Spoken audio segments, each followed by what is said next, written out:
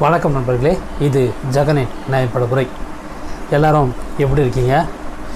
நல்லா இருப்பீங்கன்னு நம்பிக்கையில் இன்றைக்கி ஷோக்குள்ளே நம்ம போகிறோம். அண்டு 2 வாரமாக என்னால் எந்த போஸ்ட்டும் போட முடியல. காரணம், நான் ஒரு மலை ட்ரெக்கிங் விஷயமாக ஒரு சதுரகிரிக்கு பயணம் வேண்டியதாக போயிடுச்சு. ஸோ அதனால் அங்கே என்கிட்ட அந்த எக்யூப்மெண்ட்ஸ் எல்லாம் இல்லை, பண்ணுறதுக்கான எக்யூப்மெண்ட்ஸ்லாம் இல்லை. ஸோ அதனால் பண்ண முடியல. லாஸ்ட் வீக் தான் வந்தேன். ஸோ வந்தவுடனே உங்கள் எல்லோரையும் மீட் பண்ணுறதுல ரொம்ப சந்தோஷம். இன்றைக்கான டாபிக் ரொம்ப இம்பார்ட்டண்ட்டான டாபிக். அண்டு நான் எப்பயும் என்னுடைய சப்ஸ்கிரைபர்ஸ்க்கு தேங்க்ஸ் சொல்லிவிட்டு என்னுடைய இதுக்கு ஷோ ஸ்டார்ட் பண்ணுறது என்னுடைய வழக்கம். அதுபோல் என்னுடைய 312 சப்ஸ்கிரைபர்ஸ் எல்லாருக்குமே ரொம்ப நன்றி.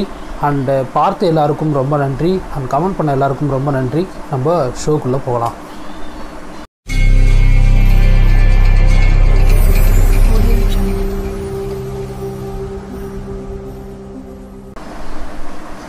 இன்றைக்கி டாபிக் யாரை பேச போகிறோம் அப்படின்னு பார்த்தீங்கன்னா, சேதுபதி மன்னர்களை பற்றி. சேதுபதி மன்னர் வகைராக்கள் அப்படின்னு இருப்பாங்க இல்லையா, அவங்கள பற்றி தான் இன்றைக்கி நம்ம பார்க்க போகிறோம்.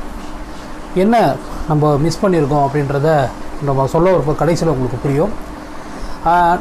வளமான மொழி, நலமான வாழ்க்கையை கொண்ட நம் தமிழர்கள் அந்த வரலாற்றை அடுத்த தலைமுறைக்கு எடுத்துன்னு போகிறதுல தவறிட்டாங்கன்னு தான் சொல்லணும்.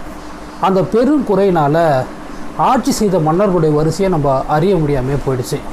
அத்தகைய பெரும் குறை சேதுபதி மன்னர்கள் ஆண்ட மன்னர்களை நம்ம தெரிஞ்சுக்க முடியாமல் போயிடுச்சு. நமக்கு தெரிஞ்சதெல்லாம் சேர, சோழ, பாண்டியர்கள், இவங்க தான் ராஜாக்கள். இவங்க மட்டும்தான் ஆட்சி செய்ததாக நம்மளாம் கருதிக்கிட்டு இருக்கோம். ஆனால் அப்படி இல்லை. அது போனதுக்கப்புறம் ராமநாதபுரம் சீமையை செம்மையாக ஒரு மன்னர் ஆட்சியின் கீழ் செம்மையாக ஆண்டவர்கள் இந்த சேதுபதிகள். ஏன் சேதுபதி மன்னர்களை நம்ம யாருக்குமே தெரியல, அவங்க பண்ண பெரிய பெரிய விஷயங்கள் யாருக்குமே தெரியல அப்படின்னு பார்த்திங்கன்னா, அவங்கள ஒரு குறிப்பிட்ட ஜாதியின் கீழே கொண்டு வந்தது தான். ஜாதிக்கு அப்பாற்பட்டு, இனத்துக்கு அப்பாற்பட்டு அவங்கள நீங்கள் பார்த்தீங்கன்னா, அவங்க தமிழ் மொழிக்கும் நம் தமிழ் விடுதலைக்காகவும் எவ்வளோ பெரிய விஷயங்கள் செஞ்சுருக்கிறாங்க அப்படின்றது உங்களுக்கே புரியும். ஸோ நான் இப்போ சொல்ல வரதெல்லாம் கொஞ்சமாக நீங்கள் அப்படியே கேட்டுட்டு வாங்க. இந்த பதிவை நீங்கள் மட்டும் பார்க்க இல்லாமல் உங்களுடைய வீட்டில் இருக்க குழந்தைகளுக்கும் இதை கொஞ்சம் நீங்கள் காட்டலாம். ஏன்னா நம்மளுக்கே தெரியாதப்போ நம்ம குழந்தைங்களுக்கு தெரியும் அப்படின்னு நினச்சிருந்தா அது ரொம்ப பெரிய தப்பு. எனக்கு தெரிஞ்சு சேதுபதி மன்னர்களுடைய வரிசையை தமிழ்நாட்டில் இருக்கிற 95% பேருக்கு தெரியாது அப்படின்னு தான் என்னுடைய கருத்து. ஸோ இந்த எபிசோடில் சேதுபதி மன்னர்கள் ஆட்சி செய்த முறையையும் சேதுபதிகள்னால் யார் அப்படின்றத பற்றி நான் சொல்ல போகிறேன். So keep watch. சேதுபதி மன்னர்கள்னால் யார்? அவங்களுக்கு ஏன் அந்த சேதுபதி பட்டம் வந்தது அப்படின்னு பார்த்தீங்கன்னா, சேது அப்படின்னா உங்களுக்கு பற்றும் தோன்ற விஷயம் என்ன அப்படின்னு பார்த்தீங்கன்னா, சேது அப்படின்னா எதை சொல்லுவாங்க அப்படின்னு பார்த்தா, ராமர் பாலத்தை ராம சேது அப்படின்னு சொல்லுவாங்க. சேது அப்படின்னா பாலம் என்று இன்னொரு பெயர் உண்டு, அணை அப்படின்ற இன்னொரு பெயரும் உண்டு. ஸோ இந்த பாலத்துக்கும் சேதுபதி குடும்பத்துக்கும் என்ன சம்பந்தம் அப்படின்னு பார்த்தீங்கன்னா, ஒன்றும் பெரிய விஷயம் இல்லைங்க. ராமர் பாலத்தை கட்டின பிறகு அதுக்கு உதவி செஞ்சது, அதுக்கு ஹெல்ப் பண்ணதுக்கு, அதை காப்பாற்றுறதுக்காக நியமிக்கப்பட்டவங்க தான் இந்த சேதுபதி வம்சத்தினர். இந்த சேதுபதி பட்டம் யார் கொடுத்தது அப்படின்னு பார்த்தீங்கன்னா, ராமரே தன் கையால் பட்டம் சூட்டி அந்த சேதுபதி பட்டத்தை அவங்களுக்கு கொடுத்துருக்கிறார்.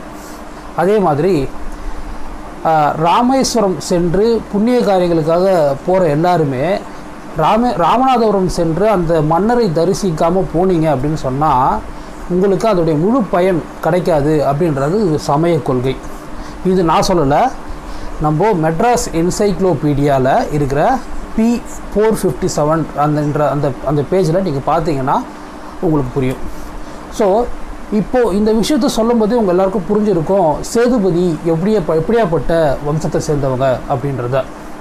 நம்ம அடுத்தது பார்க்கலாம்.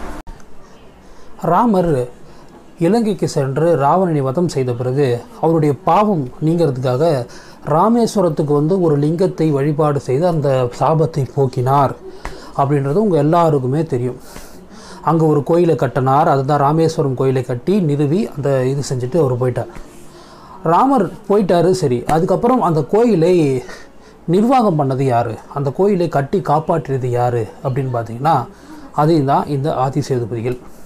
அதாவது ஒரு விஷயம் தொடங்குறது ரொம்ப ஈஸி, அதை மெயின்டைன் பண்ணுறது தான் ரொம்ப கஷ்டம். ஃபார் எக்ஸாம்பிள் உங்களுக்கு நான் இப்போ சொல்கிறேன், காலையில் எழுந்து ஜாகிங் போகணுன்றது உங்களுடைய ஒரு பேசிக் கொள்கைன்னு வச்சுக்கோங்களேன். காலையில் ஒரு நாள் எழுந்து ஓடிடுறீங்க, அதே 5 மணிக்கு எழுந்து ஒரு மாதம் ஃபுல்லாக ஓட முடியுமா, ஓட முடிஞ்சிருக்கா அப்படின்னு திரும்பி பார்த்தீங்கன்னா நிச்சயமாக முடியாது. அப்போ எது கஷ்டம் அப்படின்னா கன்சிஸ்டன்சி, அதுதான் ரொம்ப கஷ்டம். அதை யார் பார்த்துட்டு இருந்தா அப்படின்னா ராமரே சேதுபதிகள் வந்து நியமித்து இதை நீங்கள் தான் கட்டி காப்பாற்றணும் அப்படின்னு சொல்லிட்டு ராமரே தன் கையால் பட்டம் சூட்டி சேதுபதி பட்டத்தை கொடுத்து விட்டும் போயிருக்காரு. சரி, இந்த சேதுபதி நிறைய பேர்த்துல பார்த்துருப்பீங்க. இவர் தான் பார்த்தீங்கன்னா இப்போது சிவகார்த்திகேயன் ஒரு படம் நடிச்சிருப்பார். அது என்ன படம், சீமராஜா அப்படின்னு ஒரு படம் நடிச்சிருப்பார். அதில் பார்த்தீங்கன்னா அவர் தானா உங்கள் தாத்தா விஜய் ரகுநாத சேதுபதி அப்படின்னு சொல்லியிருப்பாங்க. சரி, இந்த ரகுநாதன்ற பட்டம் எதற்கு வந்து, சேதுபதி நமக்கு தெரிஞ்சு போச்சு, ராஜா பேரும் தெரிஞ்சு போச்சு, அந்த ரகுநாதன்ற பட்டம் எதுக்கு வந்தது அப்படின்னு பார்த்தீங்கன்னா இவங்க கோயிலையும் காப்பாற்றிருக்கிறாங்க. அட் த சேம் டைம் அப்போது அந்த காலத்தில், அதாவது இப்போ வந்து எல்லாமே டிரான்ஸ்போர்ட் ஃபெசிலிட்டிஸ் எல்லாமே உங்களுக்கு கிடச்சிருக்கு. ஆனால் அப்போது பாம்பன்லேருந்து ராமேஸ்வரம் வரத்துக்கு பாதை கிடையாது.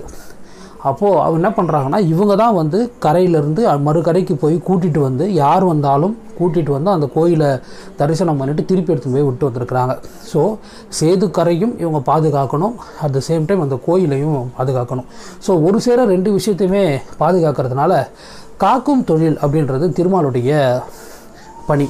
ஸோ இது முக்கியமான, திருமாலே அவர்களுக்கு கொடுத்ததுனால ரகுநாதன் அப்படின்ற பட்டமும் கூட சேர்ந்து வருது. ஸோ ரகுநாதன்ற பட்டம் ஆட் ஆனதுக்கப்புறம் ஆதி சேதுபதிகள், ஆதி ரகுநாத சேதுபதி அப்படின்னு மாறுச்சு. அது மாதிரி நிறைய பேர் இருக்காங்க. ஜெயதுங்க ரகுநாத சேதுபதி, அதுக்கப்புறம் வந்து பார்த்திங்கன்னா காங்கேய ரகுநாத சேதுபதி, அதுக்கப்புறம் இந்த மாதிரி நிறைய சேதுபதிகள் இருந்திருக்கிறாங்க. அதே மாதிரி ரகுநாத சேதுபதிகள் எங்கெல்லாம் வந்து ஆட்சி புரிஞ்சிருக்காங்கன்னு பார்த்தீங்கன்னா ராமநாதபுரம் சீமையை தான் அவங்க ஆண்டது வந்து, ஆனால் மதுரையை தான் தலைநகராக கொண்டு அவங்க ஆட்சி செஞ்சுருக்கிறாங்க. சரி, இது வரைக்கும் 600வது வருஷத்துலேருந்து இப்போ வரைக்குமே வந்து எத்தனை சேதுபதிகள் வந்து ஆண்டிருக்காங்கன்னு பார்த்தீங்கன்னா கிட்டத்தட்ட 25 சேதுபதி மன்னர்கள் இந்த சீமையை ஆண்டு வந்திருக்கிறாங்க. ஸோ நம்ம அடுத்ததுக்கு போயிடலாம். சேதுபதி மன்னர்கள் இயற்கையாகவே வந்து பார்த்திங்கன்னா தெய்வப்பற்றும் நாட்டுப்பற்றும் அதிகம் உள்ளவங்க. அதே மாதிரி திருக்கைங்கரியம் அப்படின்னு சொல்லுவாங்க. அதாவது எப்படின்னா கோயில் திருப்பணி அப்படின்னு சொல்லுவாங்க.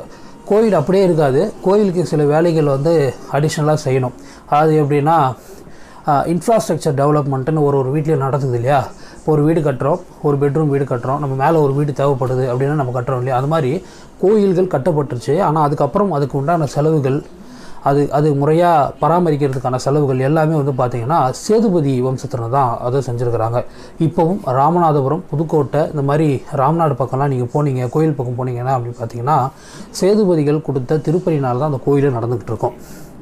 அதே மாதிரி தமிழ் மொழியும் தமிழ் மண்ணையும் ரொம்பவே அவங்க நேசிச்சிருக்கிறாங்க. அவருடைய ஆட்சி முறை எப்படி இருந்திருக்குன்னா ஒரே ஒரு எக்ஸாம்பிள் சொன்னால் உங்களுக்கு புரியும்.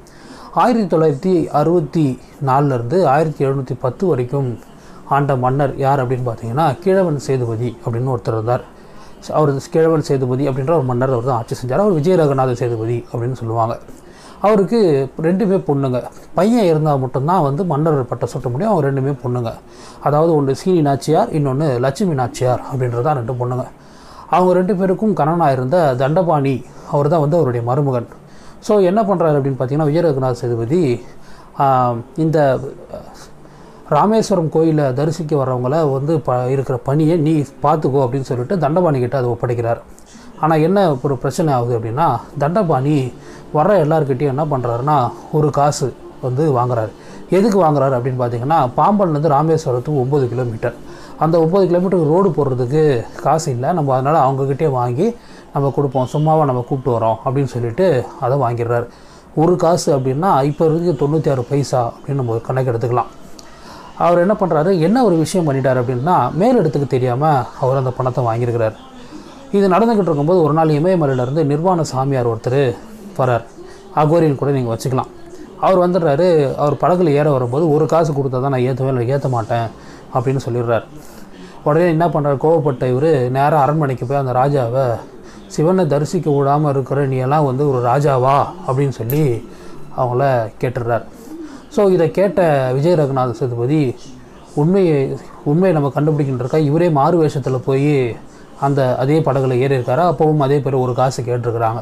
ஸோ குற்றத்தை கண்டுபிடிச்சதுக்கப்புறம் இவங்களுடைய 2 பொண்ணுக்கிட்ட போயிட்டு சிவ துரோகம் செய்தவர்களுக்கு என்ன தண்டனை கொடுக்கலாம் அம்மா நீங்கள் சொல்லுங்கள் அப்படின்னு அவங்க பொண்ணுங்களை கேட்டிருக்காரு. அதுக்கு அவங்க என்ன சொல்லியிருக்காங்க, அவங்களுடைய தலையை துண்டிக்கணும் அப்படின்னு. சரி, சொந்தக்காரனாக இருந்தால் என்ன பண்ணலாம் அப்படின்னு கேட்டோடனே யாராக இருந்தாலும் தலையை துண்டிப்பது தான் நியாயம் அப்படின்னு சொல்கிறாங்க. அதுக்கப்புறம் விஜய ரகுநாத் சொல்கிறாரு, உங்களுடைய கணவன் தான் அப்படி பண்ணிட்டாரு அப்படின்னோடனே உடனே பதட்டப்பட்டவங்க, கண்டிப்பாக நீங்கள் உங்களுக்கு அந்த தண்டனையை கொடுங்க, ஆனால் எங்களுக்கு நீங்கள் ஒரு சத்தியம் பண்ணி கொடுக்கணும். என்ன அப்படின்னா, அவர் இறந்ததுக்கப்புறம் நாங்கள் அவர் கூட உடன்கட்டை ஏறிடுவோம், அதுக்கு நீங்கள் வந்து அனுமதி கொடுக்கணும் அப்படின்னு சொல்லிட்டு விஜய ரகுநாத் கேட்டுக்கிறாங்க. அவங்க என்ன பண்ணுறாரு, உடனே சரி ஓகே அதுக்கும் அவர் சம்மதிச்சு அவர் இறந்ததுக்கப்புறம் உடன்கட்டை அவங்க 2 பேரும் ஏறினதுனால அவங்களுடைய நினைவாக தான் என்ன பண்ணுறாரு அப்படின்னா, இப்பயும் உங்களுக்குலாம் ஞாபகம் இருக்கும், நம்ம நியூஸ்லலாம் போடுவாங்க, புயல்லாம் வந்துச்சுன்னா தங்கச்சி மடம் அக்கால் மடம் அப்படின்லாம் சொல்லுவாங்க. அது வந்து ஒரு சாதாரண விஷயமே இல்லைங்க. அந்த ஊருக்குன்னு ஒரு கதை, இந்த கதை தான் அந்த ஊரே. இறந்து போனாங்க இல்லையா சீனி நாச்சியார், லட்சுமி நாச்சியார் அப்படின்னு, அவங்களுடைய நினைவாக தான் தங்கச்சி மடம் அக்கால் மடம் அப்படின்னு அவர் கட்டி வச்சு இங்கே வந்து இந்த சிவனை தரிசிக்கிறவங்க, ராமேஸ்வரம் சிவனை தரிசிக்கிறவங்க, ராமர் பாலம் தரிசிக்கிறவங்க என்ன பண்ணுவாங்கன்னா அந்த குடிலில் வந்து தங்கி பார்த்துக்கலாம் அப்படின்றதுக்காக அதை அவர் அமைச்சார். ஸோ தங்கச்சி மடம் அக்கால் மடத்துக்கு இவ்வளோ பெரிய கதை இருக்குது. அதை தாண்டி என்ன அப்படின்னு பார்த்திங்கன்னா, ஊழலே நடக்கக்கூடாதுன்றதுக்காக தன்னுடைய சொந்த மகள்களுடைய புருஷனையே தலையை வெட்டி கொன்ன ஒரு ஊரில் தான் இன்றைக்கி என்னெல்லாம் நடக்குது அப்படின்றத நீங்களே பார்த்துக்கலாம். நம்ம அடுத்தது, சேதுபதி மன்னர்களுக்கு தமிழ் மொழி மேலேயும் தமிழ் மண் மேலேயும் ரொம்பவே ஒரு பாசம் இருந்திருக்குங்க. அதனால தான் அவங்க என்ன பண்ணாங்க அப்படின்னா, தஞ்சாவூரை ஆண்ட மராத்தியர்களும் அவங்க எதிர்த்தாங்க, மதுரையை ஆண்ட நாயக்கரையும் அவங்க எதிர்த்தாங்க, அதே போல் ஆற்காடு நவாபுக்கும் அவங்க எதிர்த்து குரல் கொடுத்தாங்க, அதே போல் கடைசியாக ஆங்கிலேயர்களுக்கு எதிராகவும் குரல் கொடுத்தே அவங்க வாழ்ந்துட்டு வந்தாங்க. ஸோ இவங்கெல்லாம் யார், சேதுபதிகள்லாம் யார் அப்படின்னு பார்த்தீங்கன்னா, சேதுபதிகள்லாம் யார் வந்து ஆங்கிலேயருக்கு குரல் கொடுத்தது எனக்கு புரியலையே அப்படின்னு கேட்டிங்கன்னா, பூலித்தேவன் அப்படின்றது நிறைய பேருக்கு எத்தனை பேருக்கு தெரியும் தெரியல, அவர் தான் வந்து முதல் முறையாக ஆங்கிலேயருக்கு எதிராக இந்தியாவிலே குரல் கொடுத்த முதல் மன்னர். அவங்க வரிசையில் பூலித்தேவன், கட்டபொம்மன், வேலு நாச்சியார், மருது சகோதரர்கள், இவங்க எல்லாம் வந்து பார்த்திங்கன்னா தமிழ் மொழிக்காகவும் தமிழ் மண்ணுக்காகவும் உயிரை நீர்த்த மிகப்பெரிய தியாகிகள், வீரர்கள். இவங்களை பற்றிலாம் நம்ம இன்னும் தெரிஞ்சிக்கவே இல்லை. எனக்கு தெரிஞ்சு இந்த பதிவுக்கு அப்புறம் உங்கள் எல்லாருக்கும் வேணும்னா நான் வந்து மருது சகோதரர்களையும் வேலு நாச்சியாரையும் பற்றி ஒரு கதை சொல்கிறேன், ரொம்ப இன்ட்ரெஸ்டிங்காக இருக்கும் அந்த கதை. ஸோ இவங்க எவ்வளோக்கு வந்து விடுதலை உணர்வோடு இருந்தாங்களோ அதுதான் அவங்களுக்கு எதிராகவும் போச்சு.